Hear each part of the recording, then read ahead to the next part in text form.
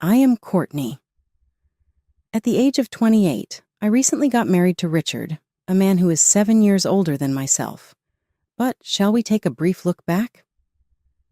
Allow me to describe the day Richard and I met. It happened during one of our parents' elegant garden parties.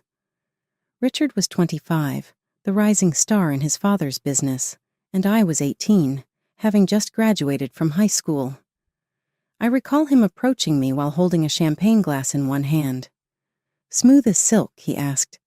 Courtney, right? I've heard a lot about you. I recall blushing and feeling speechless. Are you Richard too? Like you, I've heard a lot about you. My heart skipped a beat as I heard him laugh. Hopefully, all good things. We talked, laughed, and to my surprise, connected on a level I hadn't anticipated for the remainder of the evening. When our parents saw us together that evening, they became interested in the concept of us getting married. After several more years, their idea was eventually realized. We signed a prenuptial agreement before we were married. It was an easy enough arrangement. If one of us cheated, the other could quit and take home a cool $3 million.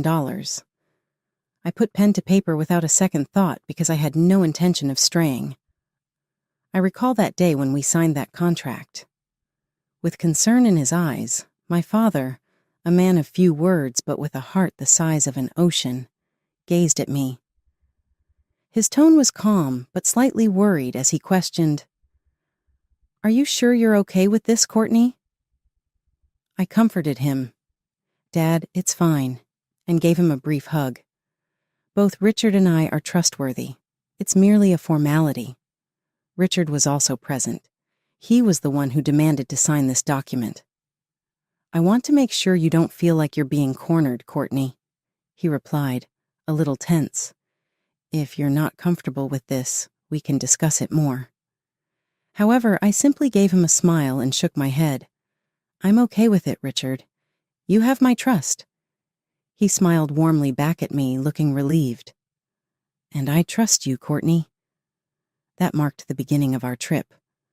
Our wedding was a lavish affair that made headlines around the community. I was happy to be starting a new chapter in my life and blissfully ignorant of the impending storm. We relocated to a stunning home outside of the city after the wedding. Living with Richard and sharing mornings with him was a dream come true. For a time, everything appeared ideal with him. He was kind and considerate. Our fairy tale-like honeymoon was unforgettable. We basked in the sun and each other's companionship for 2 weeks at a stunning beach resort. However, after we returned home, things began to alter. All of a sudden, Richard was someone else. He seemed aloof and absorbed in his own ideas. After arriving home late from work, he would immediately head to bed without saying goodnight. We began to eat at various times, sleep in different rooms, and hardly communicate at all. I chose to face him one day. "Richard," I began, attempting to maintain my composure. "What's the deal? Since we returned from our vacation, you have been behaving strangely." His once warm eyes were cold when he glanced at me. "Courtney, I've just been busy with work," he said, avoiding eye contact. "However, we don't really talk anymore," I persisted. "We're living like strangers in our own home." With a groan, he combed through his hair. "Courtney, I am aware. I apologize. I'll do my best to schedule additional time for us." However, nothing changed. In fact, they grew worse. Even later, often even until the wee hours of the morning, Richard began to return home. We hardly saw each other anymore after he stopped eating with me. My suspicions began to grow. Did he have another girlfriend? My stomach turned at the prospect, but I had to pay attention to the warnings. I chose to address him once again. When Richard arrived home late one evening, I said, "Are you seeing someone else?" He seems taken aback by my inquiry. "What?" "Courtney, number. I would never treat you that way. However, you're never home." With tears in my eyes, I responded, "You never spend time with me," his voice firm. I told you it's just work. He added, I'm not cheating on you, Courtney. However, I couldn't get rid of the uneasy sensation I had. I had married a different man than Richard. He appeared to be concealing something and was aloof and frigid. I had no idea what to do. I couldn't live this way, even though I loved Richard. I made the decision to investigate. I would find out for myself what was going on if Richard refused to tell me. While he was taking a shower, I began by looking at his phone. Although I felt bad for violating his privacy, I had to find answers immediately. While I didn't come across any questionable calls or messages, I did come across something that really broke my heart. Richard had been looking for a place to live. Was he going to abandon me? I asked him directly about it. Why are you seeking for an apartment, Richard? Do you intend to part from me? He appeared shocked. No, Courtney, I was only looking, that's all. I had no intention of parting from you. But why were you looking? My voice trembled as I asked, saying in a scarcely audible whisper, I don't know, Courtney. I need some space. I made the decision to discuss it with my mother one day. She has always been my pillar of support and my first choice in trying times. I said, Mom, I'm not sure what to do. Richard has evolved. He has changed throughout the years. With a worried look on her face, my mother listened. Courtney, she remarked, you two are still getting used to each other. You two are recently married. Building a life together takes time. I yearned to trust her, to think that things would improve and that this was only a temporary situation. I sensed, though, that there was more to it. I sensed Richard was hiding something. I tried to shake off the feeling, tried to convince myself that Mom was right. But the feeling wouldn't go away. It was like a nagging voice in the back of my mind, constantly reminding me that something was off. A few weeks later, I gathered my courage and approached Richard. I need a job, I said, looking him in the eye. He looked surprised. You want to work?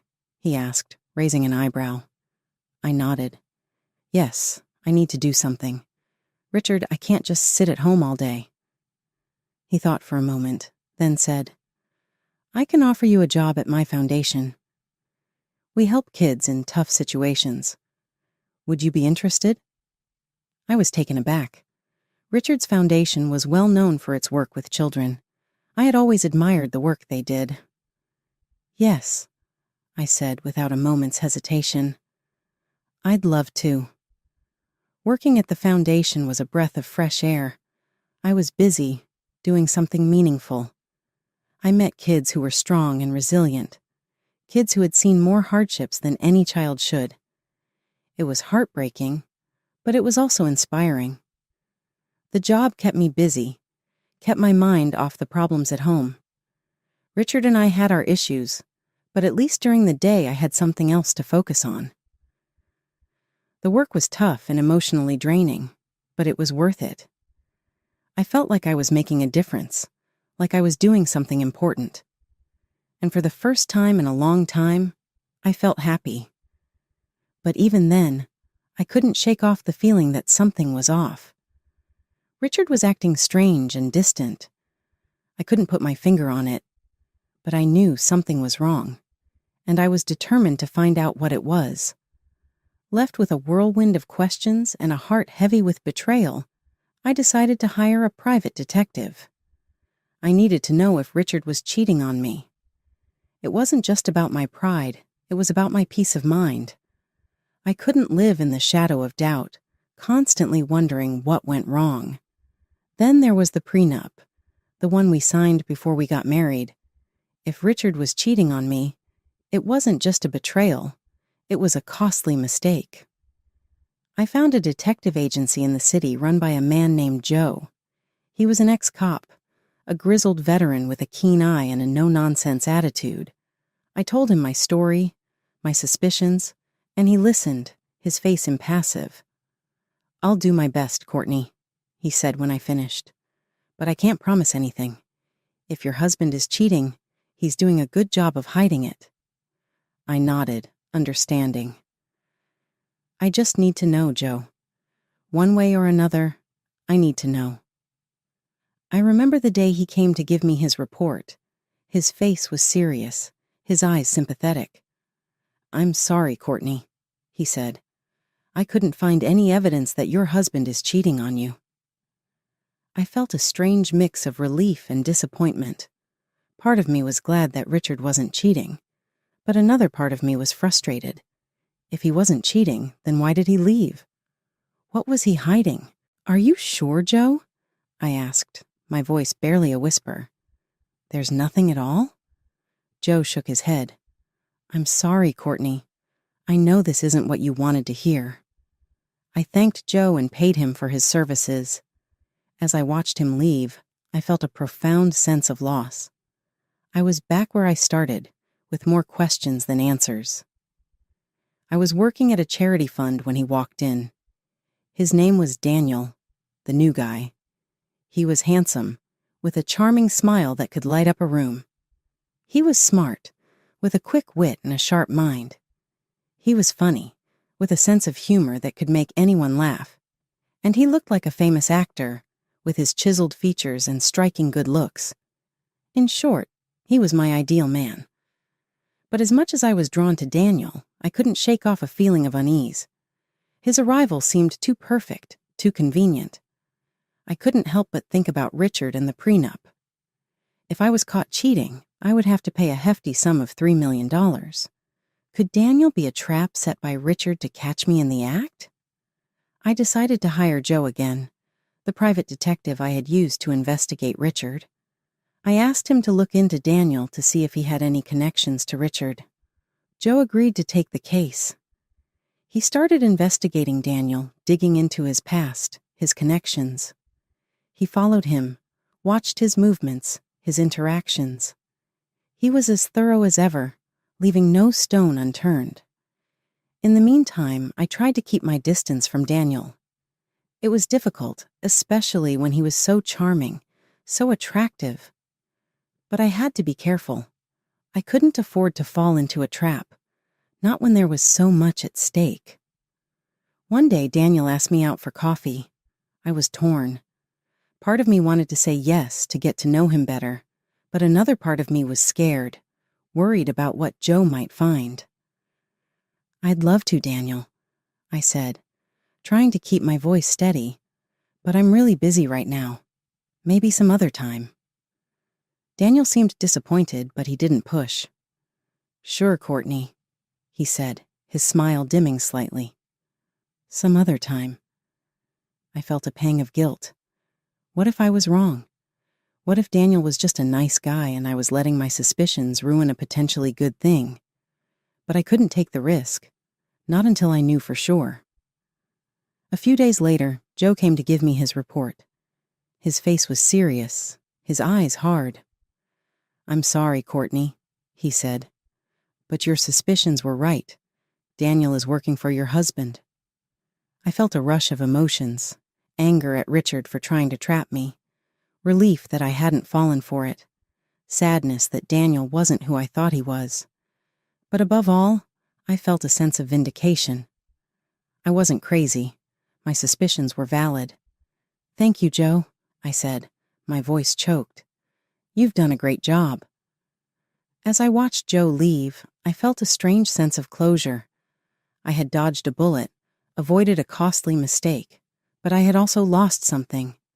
The image of the ideal man, the hope of finding love again.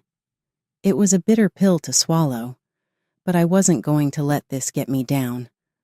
I was stronger than that. I was going to move on to find happiness again. I didn't need an ideal man. I just needed someone who was real, who was honest. And I was going to find that person no matter what. I could have sent Daniel packing right then and there, but I decided to take a different route. I chose to play along, to befriend him, all the while making sure to keep my behavior above board, not giving Richard any reason to point fingers at me. Daniel, however, took my friendliness as a sign of something more. He started to loosen up, thinking he had me charmed. The irony was, he was the one getting played. But I didn't let Daniel in on the secret. I couldn't risk him running back to Richard, so I kept up the act, maintained the friendly facade. One day, I decided to up the ante. I asked Daniel to join me for lunch, making it sound like a casual discussion about charity work. He agreed, a smug smile plastered on his face. He thought he was making progress. We found a quiet spot in the cafe. "So, Daniel," I began, "how are you finding the charity work?" He shrugged, a confident look in his eyes. "It's good. Different, but good." "And Richard?" I asked, trying to keep my voice steady. "What do you think of him?" Daniel looked surprised. "Richard? He's okay, I guess." "Why?" I shrugged, attempting to look casual. "Just curious. He's a bit of an enigma, isn't he?" Daniel laughed, clearly relieved. "Yeah, he can be a hard one to read." We continued to chat about work and life. I made sure to keep my tone neutral, not giving him any reason to be suspicious. In the days that followed, I continued to play along. I kept up the friendly act, making sure to never cross the line. I was always on my guard, always careful. It was a risky game, but one I was willing to play for now. One day during one of our lunch meetings, Daniel looked at me with a serious expression. "You know, I've been thinking." I raised an eyebrow, a chill running down my spine. "About?" He shrugged, looking uncomfortable. "About us, about this thing we have." I felt my heart skip a beat. This was it, the moment I had been dreading. I forced a smile on my face. "And what is it that we have, Daniel?" He looked at me with a hopeful expression in his eyes. I think we have something special." I felt a pang of guilt. Daniel was falling into my trap just as I had planned, but it didn't feel right. It didn't feel good. But I had to keep up the act, had to keep playing the game. So I smiled at Daniel, a fake smile plastered on my face. "Yes, Daniel," I said, my voice barely a whisper. "We do have something special." And just like that, I had set the trap. The game was on. But at what cost? The Cold War at home with Richard was as icy as ever. We'd occasionally run into each other, exchange chilly greetings, and then retreat to our separate corners. Most nights he'd be at his apartment, claiming it was more convenient for his work commute. One Sunday afternoon, I dialed Daniel's number. I laced my voice with a warmth that was as fake as his documents, inviting him over to my place. He probably thought I was finally ready to give in to his advances. Poor guy. He couldn't have been more wrong. As Daniel stepped into my home, he was greeted not by a seductive housewife, but by my old classmate, now a stern-faced police officer. He'd agreed to help me out, and the surprise on Daniel's face was worth every bit of it. The officer checked Daniel's papers, and as expected, they were as fake as a $3 bill. Now it was time for my move. I offered Daniel a choice. He could either stick with Richard and face the consequences of his fake documents, or he could switch sides and work for me.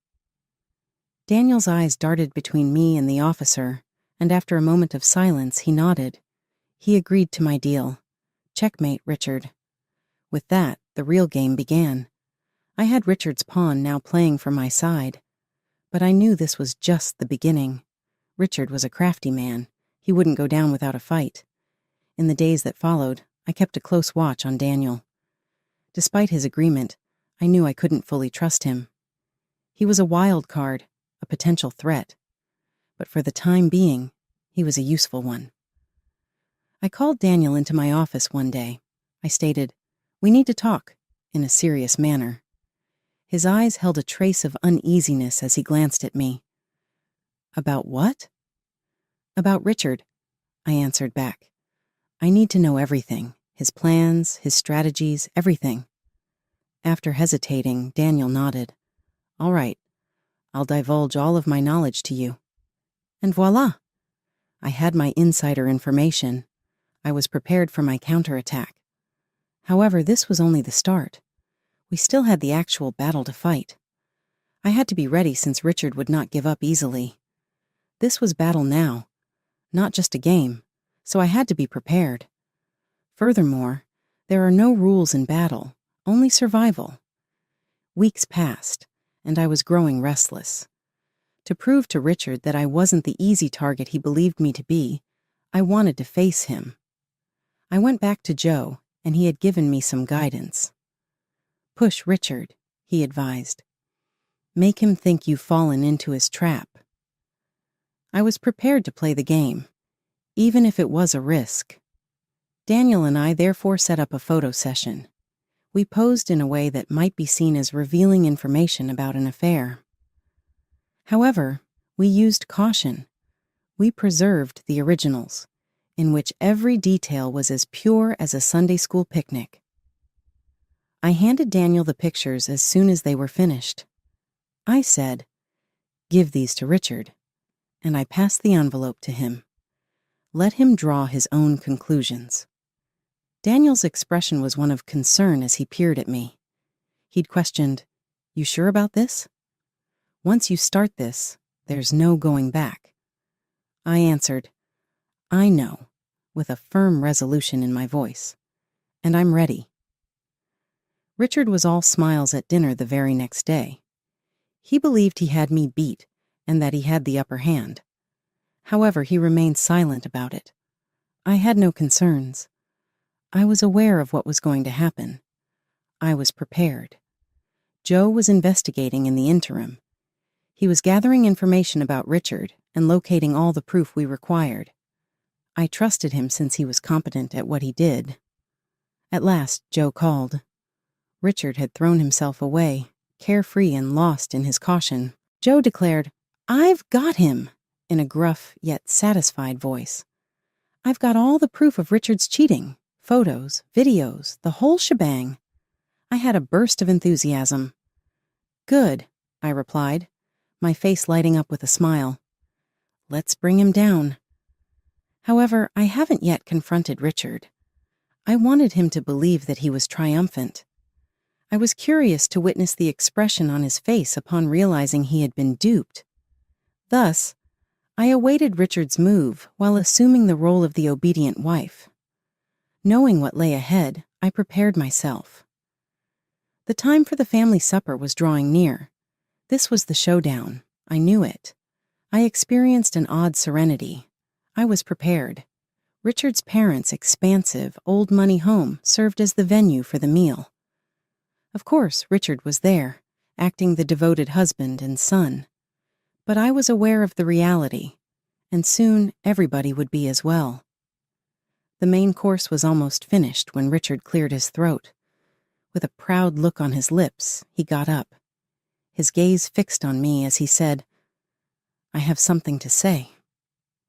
He produced a collection of pictures, which included me and Daniel.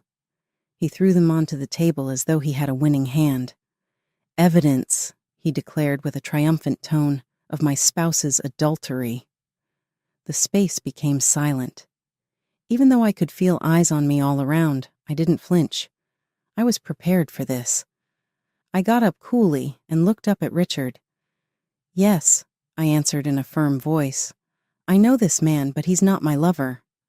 "Richard, you've hired this actor to set me up." I took out my phone and turned it on. Daniel's voice filled the room as he confessed everything. Richard's eyes widened in surprise as his smile wavered. I wasn't done, though. I took out my own collection of pictures and films, proof of Richard's personal life. I threw them upon the surface. "What about these, Richard?" With a chilly voice, I asked, "Can you explain them?" Richard stumbled and attempted to refute it, but there was no denying the proof.